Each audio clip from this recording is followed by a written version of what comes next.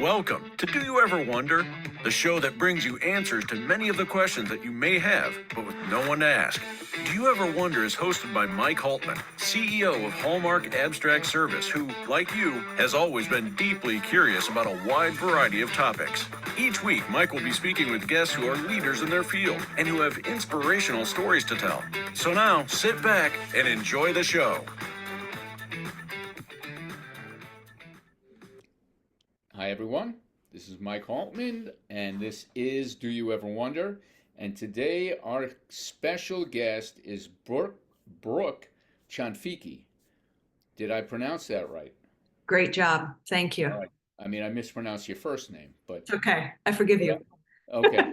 All right. So Brooke has a extremely storied past in commercial real estate, in finance, in development, all kinds of different things. So you want to just talk a little bit about where you came from, and then we can hit on where you are now.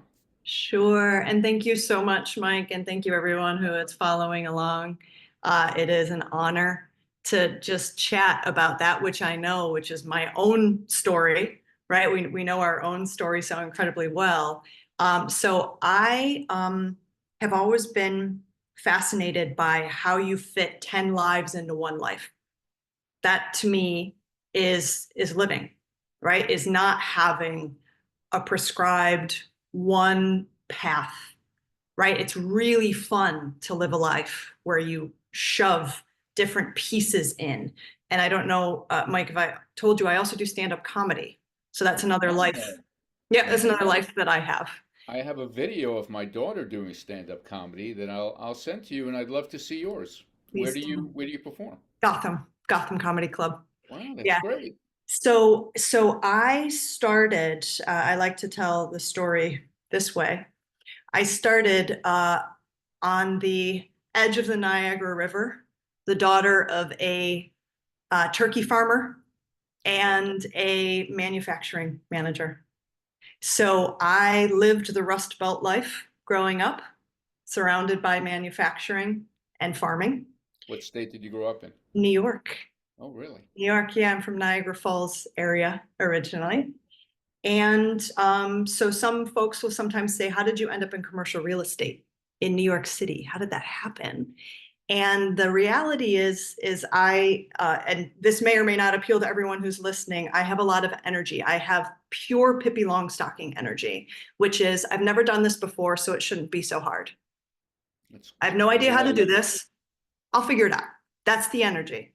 And I believe that energy is the energy that's allowed me to live 10 lives. And when I say live 10 lives, I mean, I am so grateful that I had the no fear gene planted early on. I don't care what the neighbors think. Anyone who judges anybody else is somebody who I probably don't want to hang out with anyway. I don't care about what everyone else is doing around me. I care about, can I exhibit self-control? Can I figure out a path for myself? Can I learn this thing? Wow. Blinders on, go. And your parents must have been of a similar mindset? Very, very focused on work ethic, very focused on just figure it out. Figure it out. You don't need us. Go forth. Now, and by the way, I'm grateful and love them for that. So my history is in banking. I came to New York City relatively early. Again, I don't know what I'm doing, but I'm going to figure this out. Came to New York City relatively early. I have 3 different degrees. I was a bit brainy, physics, finance, econ. And so math through and through. That's my happy place. Came here to New York and fell in love with big buildings. Just fell in love. How do they work? What do people do to build them? How are they capitalized, right? So this is my sort of finance mind, right? Really ticking. And so I got here with $200,000 of debt. Great way to start. Personal debt, right? No one else was responsible. I had to figure this out. I was in my mid-20s. That's great that you were able to do that. I look back now, and folks will challenge me, and I appreciate the challenge. They'll say, well, no, maybe you had this easier, you had that easier, you had this or that. And I say, all of us can choose the way we look at the struggles is a choice. I chose to look at it and say, I got to fix this. I don't know how. I don't know how long it's going to take. I have no idea how I'm going to do it, but I'm going to figure it out. So that's the antithesis of the attitude that it seems many today might have. There's a couple different tenets I live by, and this flows directly into the business that I now have. It's a good transition point. Sure. So I was in banking, I was in real estate private equity, so I know the debt, I know the equity, I was in real estate acquisitions, and now I have my own company. And my stand-up comedy on the side. And By the way, how often do you do the stand-up? yeah, it's on and off. I just started doing it last year. I just literally just started doing it. I've not even been doing it for a year. So I've been on the stage a couple times now. And when the mood strikes, it's a different type of, as you know, like the writing for it forces you to think very differently than you would if you're having a one-on-one. So for me, it's a challenge to learn a different way of presenting, which I love. Do you go to the Gotham open mic nights? I have not been to the open mic nights. I typically go to Gotham. That's where I've done my shows to date. But I took a class. That's how I got into the circuit. And so I connected in with the gentleman who owns the company that runs the class, and I've been able to get on the stage here and there. So it's been great. That's exactly the path my daughter took. Took a class. Yep. At the end of the class, you had to do a routine, and Yes. her routine was great. There's no way to fail at it because you're just getting real-time audience feedback. So you pivot. If they don't like this, next time I try that. If they don't like this, next time I do that. Right? There is literally no way to fail. The only failure is no longer trying to do it anymore. Well, the failure, I would assume, and then we can go back to commercial real estate, is if you're giving your routine, if you're giving your bit and nobody laughs, that's not failure? No, you've just learned. You've just learned a tremendous lesson in the way you show up that others are not connecting in with you for whatever reason. So you have to change. You just have to change. Just as you said. Kill the way you just did it, redo, hit redo button. It's not, you are not a failure. The way you showed up didn't resonate with the person across from you. Right. So alter how you show up. What is what's the basis of your comedy? Is it self-deprecating? Is it about growing up? Growing up, family. It's all family comedy. And I stay away from career comedy. I have not ventured into the commercial real estate comedy realm. I haven't gone there. It's fascinating. I mean, my daughter did the exact same thing, and you may be contemporaries. I don't know. She's 34. I'm in my 40s. I'm in my 40s, so she's but we'll say close enough. Close enough. Yeah, close enough. Definitely. So you founded LegaShe. Yes. Which is a great name. How long did it take you to come up with that name? I trademarked it a few years ago, actually. So I pulled that out of a hat a couple years ago and then place held it for myself and said, I'm going to use this at some point. I just don't know what I'm going to do with it. And so I was saying before about tenets of life, like how do I show up? I believe in being very purpose driven, and I believe in having real connection with people and meeting people where they are. And that's helped me tremendously throughout my career, even though I sometimes would show up in spaces that were very traditional, that had little boxes. Finance is one of those spaces, box check. I would show up and I'd be incredibly collaborative. I don't want to compete. It's not my energy. That's not the energy I will bring into a space. So if I'm showing up to collaborate with you and your mask is up and I'm really trying to figure out how to connect in, I'm going to spend energy trying to do that work, because for me, that's the space where I can create best, is where it's not about the ego. It's not about how much knowledge do I have? Let's try to impress each other with how much knowledge each of us has. That's not interesting to me at all, because what I've found throughout my career is the actual solving happens, the actual moving the ball forward happens when people stop doing that. They stop peacocking. and they begin to figure out how to move the ball forward with each other by actually genuinely connecting as real people without trying to do it in this ego way where they're Right, right. So you would come in, you would be authentic, and the people you're dealing with, like you said, have their masks up. They're very defensive. They're suspicious. They don't want to lose territory. Mhm, And how mhm. long does it take you, depending on the situation, I'm sure it differs, to break them down? It depends on the person and the situation, but the trick, and so here's my guidance for all who are Yeah. saying, I would never in a million years show up so open and vulnerable with others. You have to commit to it. You got to commit that that's who you are.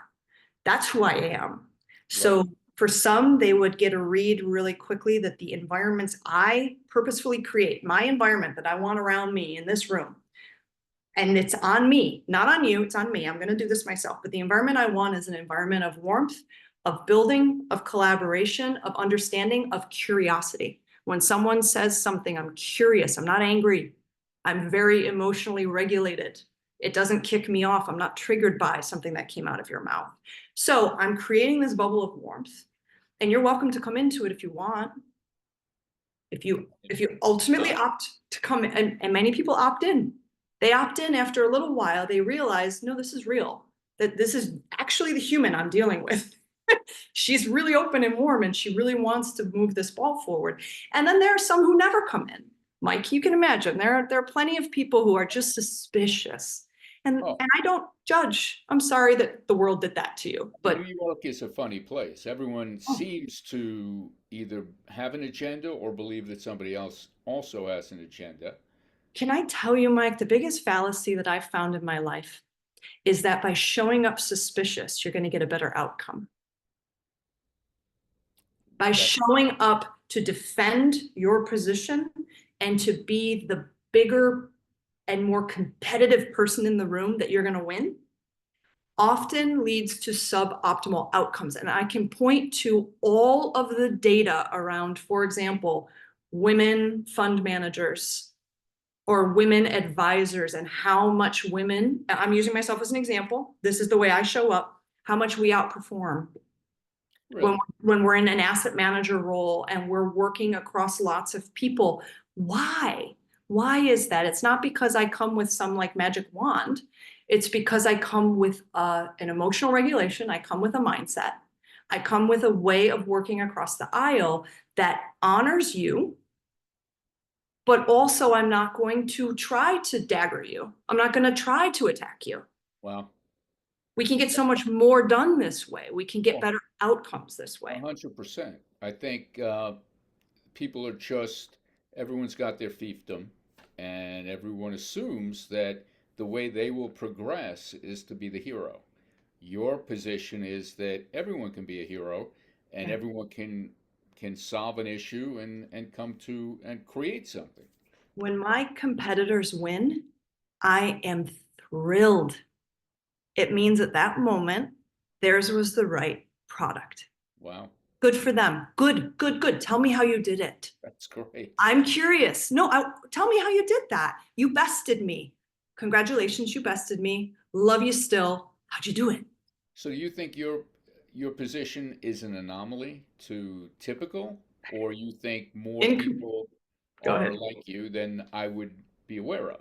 So I think that so I hate making broad generalizations. I really hate making broad generalizations, but this is the ethos of LegaShe, which is me digging into my network and all of the people throughout my career in commercial real estate, which is 20 years now in the making, in New York City. So when people say everybody in New York is suspicious and terrible and they're all trying to knife each other in the back, I can say, I raise my hand quietly and I say, I've actually had a different experience. Do you want to meet those people? I can show you those people. So I have been hand selecting amongst my network the most collaborative folks that I've had the privilege of connecting in with. They're there. They're there. They're not necessarily the ones, however, who are on the stage running through all of the metrics of how they won the thing. They're instead the ones behind the scenes in many cases who Leading. are the servant leader, to echo Bob Knackel, right? They're the one who is finding and identifying all of the amazing team members that can make this thing happen. and Right. are taking their ego and putting their ego over there because they want all those people to shine. It's not about the king. It's about all of the folks who are coming together to get the thing done. So So that's you, what I want to highlight. when you bring in as collaborators people from your past that you think are like that, what role are they playing? So the role that I want them to play in the LegaShe, call it podcast, live education space, I want them to play the role of the big brother, big sister who doesn't judge that you don't have all of the same vocab and terminology and is willing to talk to you as if you're incredibly sophisticated, because you are. You're very, very sophisticated, but you just don't yet know all of the ins and outs of this specific commercial real estate space. So they're coming in as teachers. They're Oh, they're actually taking their time to say, let me talk about my space, but instead of talking about it in a bloviating way, let me tell you all about the accolades I have. condescending, right? They're doing it in a, hey, you know what? Come here, little brother, come here, little sister, come with me. Let me tell you, it's almost that the same thing that we all want in our life, which is to have a sponsor slash mentor. But how do you do it at a bigger scale? How do you help get more real estate education out, commercial real estate education specifically? There's a ton of single family home education Oh, that absolutely. It's it's everywhere, right? Oh yeah, yeah, yeah. I owned a before the title company, I owned a commercial mortgage lending company, Mm-hmm. and I actually did a two DVD program back. That was when DVDs were actually something, That's awesome. about how to underwrite a commercial mortgage loan. And it's, people need the help, but so the mentors you bring in, are they guests on your podcast, or do they actually have a role with LegaShe in terms of teaching other than the podcast? Today they're guests. Today they're guests, right? I've only been at this now, Mike, for a few months.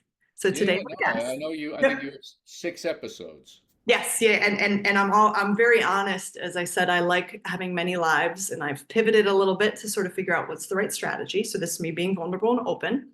I've pivoted a little bit, realized that bringing some education forward is really valuable, but that's just step one. So right now I'm leaning into wonderful humans who just want to educate others. But the end game is this, and I want to share some, if I can share some statistics Of with you. course. I don't I don't love just talking stats, but I'll do it because we need to give everybody the frame of reference. Absolutely. Go for it. So you have upon us, and this is my end game. By the way, you now know I'm a collaborator because now all my competitors can eat up my end game. Have at it, guys. Okay. Go to town, All right. and ladies. Um, the great wealth transfer, I'm sure you've heard, and there are folks, a lot of folks in the financial advisory community, wealth advisory community, are very focused on the great wealth transfer, which basically says the following. And there's a McKinsey study on this. Elvest has covered this in depth. So if anyone wants to go find the resource, it's out there. Just type in great wealth transfer, Elvest or McKinsey, and you'll find all of this information. I'm not making it up. The great wealth transfer is upon us, and over the next few years, women of all ages, today control about $10 trillion of household wealth. By 2030, they will control $30 trillion of household wealth. This is a balloon of wealth in the hands of very sophisticated, very intelligent women, because we all are hardworking, incredibly intelligent individuals, but also not necessarily very comfortable in investing. And why is that? We could go in depth into all the background reasons, Sure. traditional this, it doesn't matter. That's irrelevant. That's a judgment on the past, which is energy we're not going to use. So there's reasons that women are 15% less confident than men in making investment decisions, but they're going to have no choice but to begin to make those investment decisions because of the wave of incoming. And this is women of all ages, because we tend to outlive men, as you know, by 5 years. Absolutely. So There's there's a, an old joke in the Jewish religion please about share. why about why men don't live longer than women. And it's, of course, why do men die younger? It's because they want to. Because it opted out. Right. I, I no value judgment on that Well, of joke. That's a course. good joke. I'll leave it. Yeah, feel So free to use it in your routine. I will take that one. Thank you. That's a Uh, good one to borrow. Full credit to you, of course. oh, I thank you. don't steal. Thank you. And so with this wave, what happens is, and there was a study done by Elvest, very fascinatingly, that said women's confidence grows by 2 times when they have a financial windfall event. Their financial confidence suddenly, why? Because they have to figure this out. It's now this money is in my control. Right. And so what are women looking for? And this is why LegaShe exists. I have a very specific niche understanding of commercial real estate finance and commercial real estate. I am a big sister. I'm using that nomenclature because I think it fits well. As women are coming into this wealth, they're not knocking down the door of their financial advisor.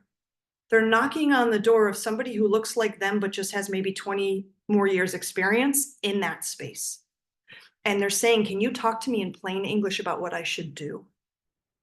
And so therefore, the second prong of what I'm working on is a platform related to real estate development by women for women, real estate fundraising by women for women and minorities. And as an aside, and this is, I know for some folks, I don't criticize nor judge anybody because anyone truly successful does not offer criticism or judgment of others because it's a waste of energy.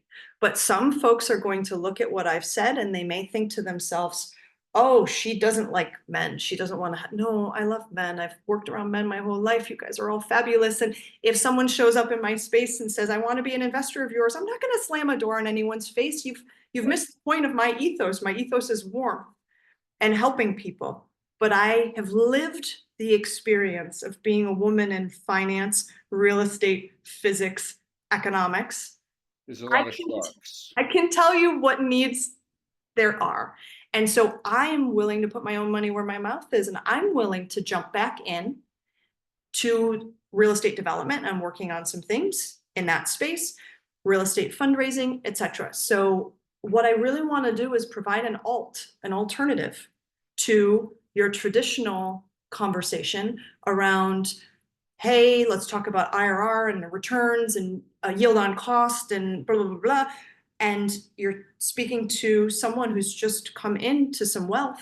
Right. And they're glazing over, not because they're not smart, they're brilliant. She's a business owner, she's a doctor, she's a lawyer, she's a Right. dentist, It's jargon that they just don't know. and so who's she gonna call? She's gonna pick up the phone and call me and say, hey, Brooke, you've done this before and you're like my big sister. What should I do? Now, Mike, this is where it's really important, and this is the collaborative effort. I'm happy when anyone wins. So if I'm the right person, fabulous. If I'm not, I'll tell the person I'm not the right person. Now, is it the right person to partner with them? Or the right person to advise them, or the right Okay. person to, right? So one of the things I'm working on, which I'm happy to share here, is some real estate development opportunities. So I am getting incoming from individuals. Now I always work under 506C, so I can talk a bit more openly. I'm not going against any securities laws or FINRA here by saying this out loud. I can't go into specifics just yet because I'm not done with everything. Now, But is this national in scope or New York? New York, focused, very focused in scope. And LegaShe, is LegaShe focused on New York? LegaShe is focused on New York State. New Okay. York State. So I think that there's tremendous opportunity, and I think that there's tremendous opportunity to make very targeted and focused, blinders on, targeted and focused real estate opportunistic development bets. Mm-hmm. And there's this wave of women who are trying to figure out how to invest in those things. It's a So beautiful bridge. you see a need, you saw a need. I mean, entrepreneurship is great. Mhm. I mean, I'm doing it, but you know, part of it is finding a need, and you found a need, and now you're filling the space. So now it's a matter of getting that story out there, and how are you doing that? So right now, LegaShe as the educational vehicle is the main, my main paying it forward to women and paying it forward to minorities and paying it forward to anybody who wants to learn. The door is not closed on anyone. I just happen to know the need is great in certain communities to learn more about this because it feels, as you know, commercial real estate does have an air of feeling closed off. It Well, has I mean, sometimes. it's, you look around, the truth is like multifamily in New York City, the majority of owners are onesies and twosies. But Yes, when you're looking around, all you see is huge construction, and it's yes. obviously it's intimidating. It can be very intimidating. And so I'm going to echo what I said up front, which is coming into all things with Pippi Longstocking energy. As a big sister, this is what I want to impart on others. I want to say, and I actually on social in some spaces, I'm big sis finance. That's Okay, my tagline. that's great. Yeah. So Are you very involved on the social media scene? I have been testing and pivoting and testing some more. I believe in it. Mike, I believe in it because I don't, again, don't judge. I just flow with where folks are getting their information. Right. And so I do believe that LinkedIn through and through is an incredibly sophisticated professional platform. And if you look at the average income of a person who's using LinkedIn versus someone who's using TikTok, if you want a marker, you'll see that LinkedIn tends to be folks who are more established in their careers. Maybe they 100%. have more ability to make an investment, right? But But your that, target market of people who are not sophisticated necessarily yet, not yes, educated on the subject yet, TikTok, uh, those are Instagram, those are great platforms. yes, Although because that's the future. I think That's I the found you future. through LinkedIn though, but yeah, no, that is the future. And you have to be involved, and that's the space. So, do Yes. you create your own content? Yes, I have started from soup to nuts today. I have done all of the heavy lift to do the A/B testing myself and figure out what works and what doesn't work. And it takes a little time to hit your stride as you're going through that process. You have to be very, as you know, I'm gotta be still committed. working on it. It's, yeah, so it's not easy, no No, question. it's not And easy. I think AI might help in some ways, but I'm still trying to figure that one out. I think that there is here's one of the things I love referencing when I think about AI. AI is here. It's here. It's not going away, everyone. It's here. We gotta figure this out, right? And the Yeah, people who figure it out are gonna win. And the ones who say, let me close my eyes and pretend it's not here, it's not gonna help very much. absolutely. But there was some data out there years ago around chess players. And what it said basically was that the best chess player in the world is not a human, nor is it a computer. It's a human and a computer working together to win the game. A So human the human programmer. brings the instinct and the computer brings the reams of data and data Yeah, points that a human brain can't handle in one sitting. 100%. 100%. Yeah, no, I agree. You know what? There was a question a few years ago about the blockchain. Yes. And they were talking about how, I mean, it was everywhere. Everything was, it's going to disrupt every industry. And they were talking about even title insurance. Mm-hmm. And I wrote articles on it. It's like, no, it's not. So, and it hasn't, and I'm not sure in my lifetime it will, but AI certainly is something that is much more all-encompassing and needs to be addressed in some way. You just have to figure that out. You're looking at someone who is so I invest in lots of different things and I've been invested in crypto for a long time. So I'm very familiar. Yeah. Oh yeah. I'm living as many lives as I can live in one human's Were body. you an early adapter? Yes, I was an early adopter. My, And I my, think s- that there's no, I some, was just gonna say, my son told me about it when it was $10, and I'm like, I can't wrap my hands around this. so Is that about when you got in? no, no, no. I was a little bit later the game. I think when I got in, it was at around $2,000, somewhere in that realm, but Still still a home run. great Yeah. outcome. And then also all of the alt cryptos, because so the reason I bring that up is because there's blockchain use cases that really can lend themselves well to how the financial markets work. There's certain very simple use cases. And then there are other things that are so complicated in terms of municipalities and regulatory, and there's still so much that's not digitized. So That's fragment. I mean, particularly in New York, which is yeah, your niche market, the yes, fragmentation of data is just beyond.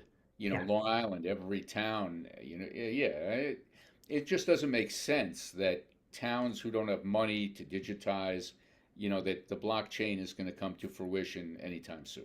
So I think if you and I were speaking 100 years from now, right? So Yes, it is truly an early technology. yes, So if we're speaking 100 years from now, we're all laughing about the fact that we didn't all jump in when it was $10. But 100%. over the next 20 or 30 years, it's going to be fits and starts and fits and starts. And where do we apply this technology? But it's not Right. going away. No, no, I agree. I agree. And actually, I was thinking when you were talking about collaboration, do you know that she's a financial person who focuses on literacy for women, financial literacy for women. Carrie Carbonaro, do you No, know? I have not met her. I mean, I think the two of you could potentially be have a great conversation. I, Thank you, Mike. I will take you up. I take everybody up yeah, on connections because there's it's a everything. connections are everything. The pie is huge. So I think if there's a takeaway that I want to leave in my history, again, I try not to come at this in an egotistical way, but sometimes people want to see receipts. So I ran a big chunk of the New York City office for a Fortune 500 bank. I was an Wow. executive vice president, top 1% of a 22,000 person organization. Very few who looked like me sitting at that level. Doesn't make me a rock star, just means that I know my stuff No, really, that's really, really well in commercial real estate, especially finance, especially in banking and equity. your I resume speaks for itself. Thank you. But I say that out loud because what I really want to impress upon folks is I did that as a collaborator. And I did that by connecting with people as real as I could and being open and vulnerable and well emotionally regulated throughout that process. Took a lot of energy to learn how to be that way, right? I wasn't always that way. I had Right. to develop it over time. But what I ultimately realized is the biggest thing that holds people back in commercial real estate is a fixed high mentality. If you get, I don't. If you win, I lose.